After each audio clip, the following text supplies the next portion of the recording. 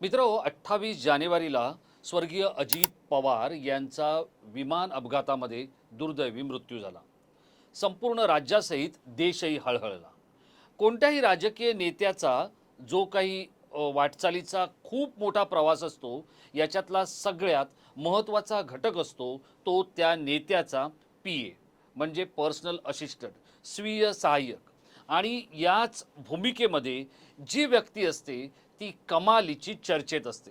मग अगदी शरद पवारांचे दुवाळी घ्या, उद्धव ठाकरेंचे मिलिंद नार्वेकर घ्या, देवेंद्र फडणवीसांचे राजूरकर घ्या किंवा अजित पवारांचे अविनाश सोलवट घ्या. आज अविनाश सोलवट यांची 4 तास मंत्रालयामध्ये चौकशी झालेली आहे.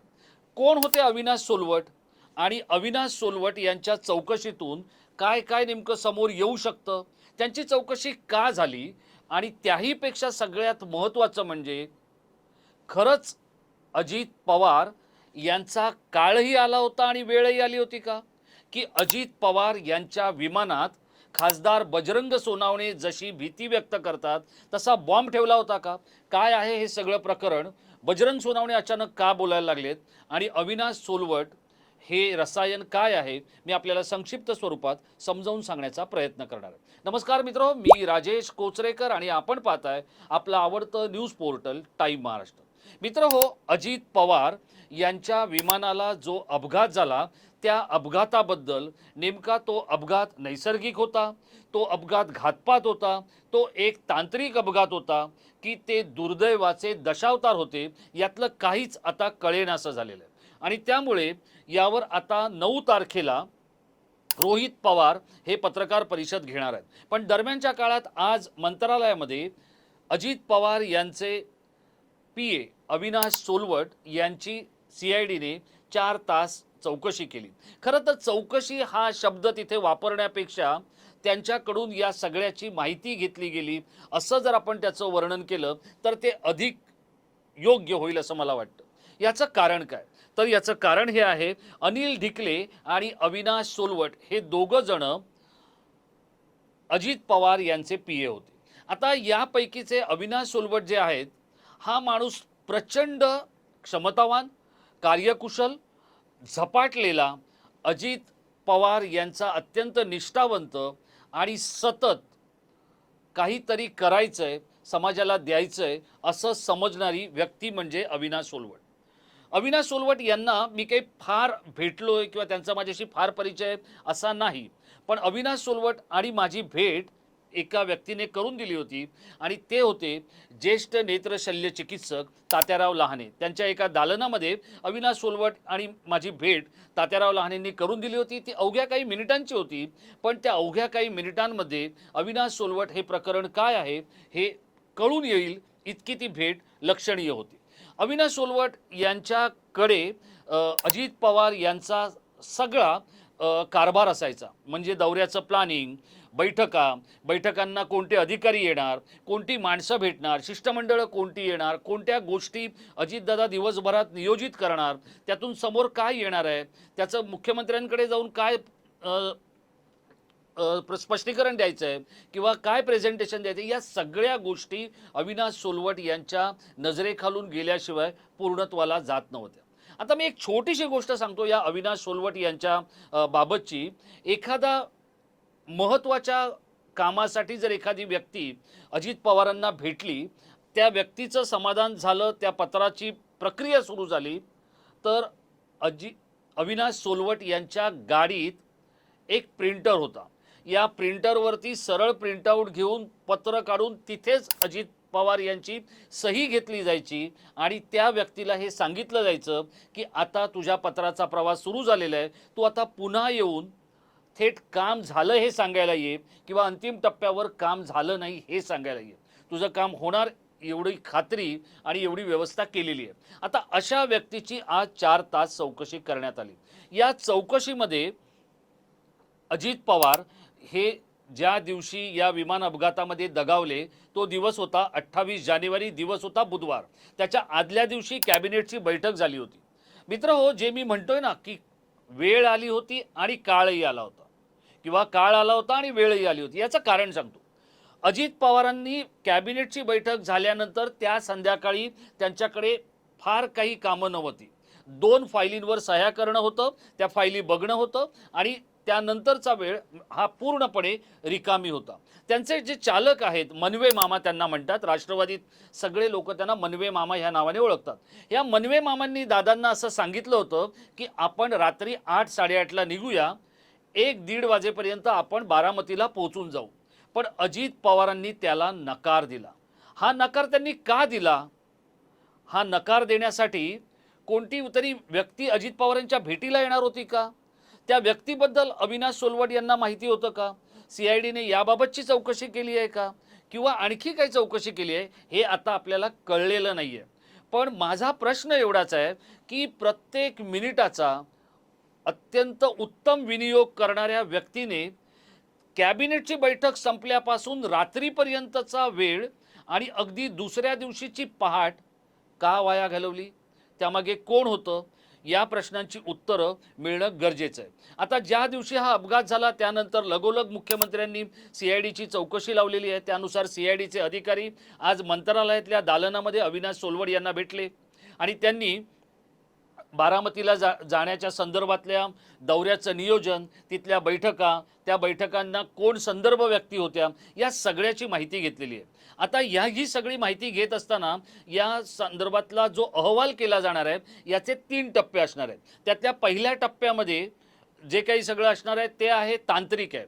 म्हणजे विमानाची उंची आहे किंवा विमानामध्ये जे इंधन होतं त्या इंधनाच्या संदर्भातली माहिती आहे. त्याचप्रमाणे विमानाची एकूण तांत्रिक जी काही परीक्षणाची बाब आहे ती आहे.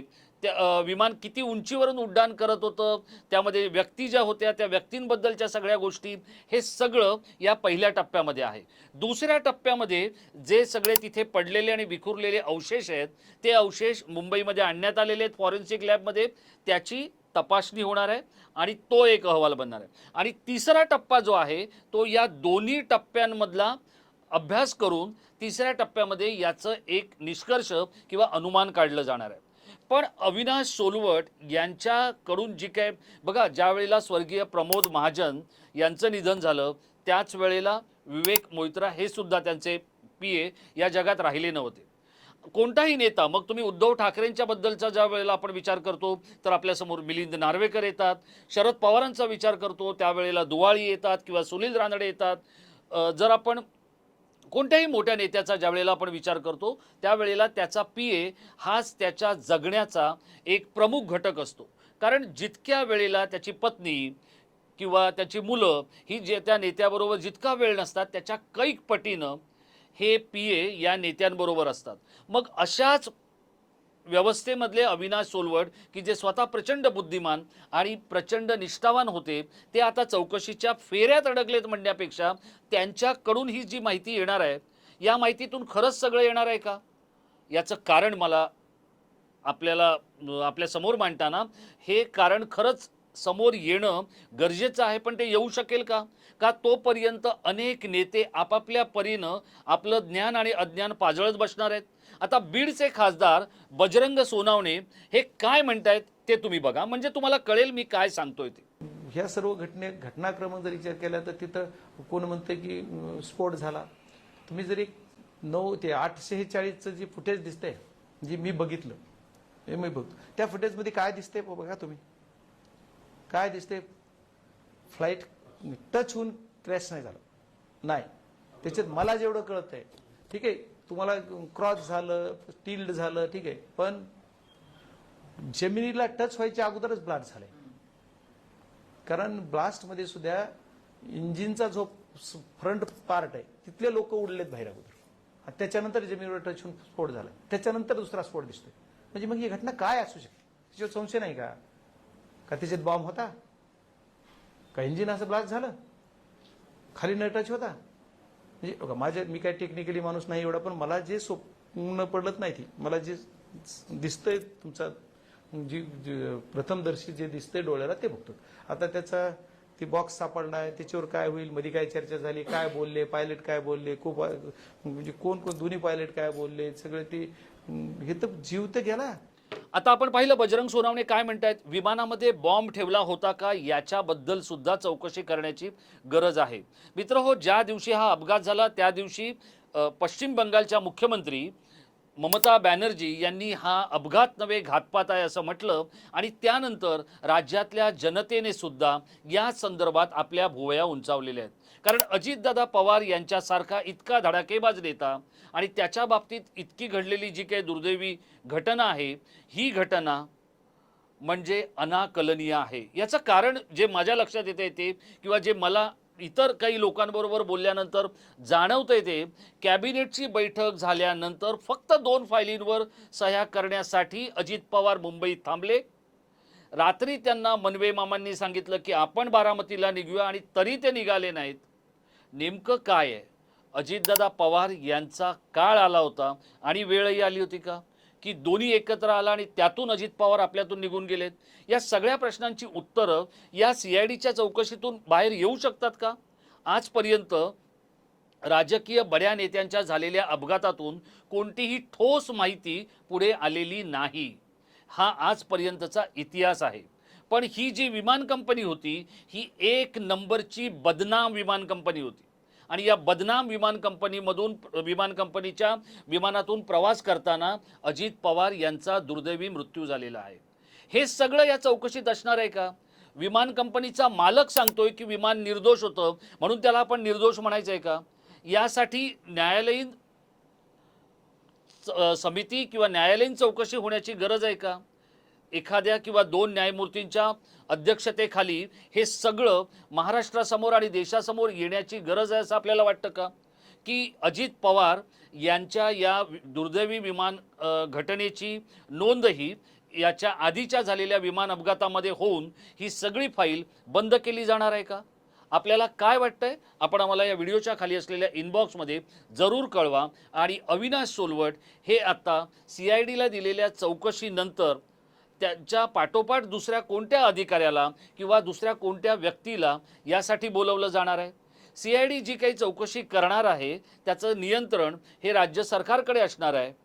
या इतक्या दर्जेदार, दमदार आणि झपाटलेल्या नेत्याच्या मृत्यूनंतर महायुतीचं सरकार खरं कारण शोधण्यामध्ये यशस्वी होईल का?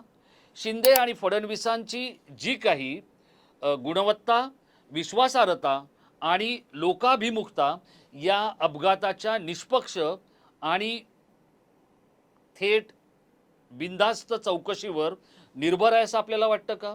फडणवीस या सगळ्या चौकशीला न्याय देऊ शकतील असं आपल्याला वाटतं का? आपण आम्हाला जरूर कळवा. आणि आपण कळवलेल्या मतांवर मी माझा पुढचा व्हिडिओ घेऊन येणार आहे. तोपर्यंत आपण कुठेही जाऊ नका. या संदर्भात घडणाऱ्या गोष्टी, घडामोडी आणि घटना यांसाठी आपण सतत आमच्या संपर्कात राहा. हा व्हिडिओ जर तुम्हाला आवडला असेल तर तो लाईक करून शेअर करायला विसरू नका. धन्यवाद.